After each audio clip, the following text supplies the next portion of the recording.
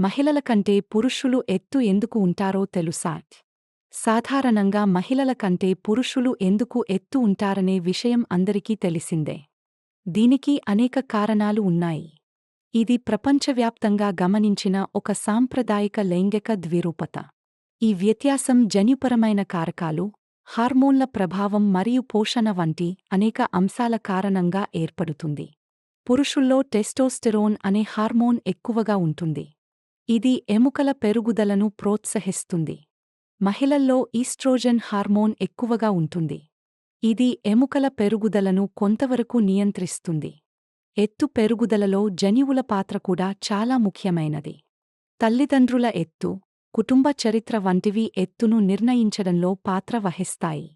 ఆరోగ్యకరమైన ఆహారం, ముఖ్యంగా కాల్షియం, విటమిన్ డి వంటి పోషకాలు ఎముకల పెరుగుదలకు అవసరం. క్రమమైన వ్యాయామం ఎముకలను బలపరుస్తుంది మరియు పెరుగుదలను ప్రోత్సహిస్తుంది.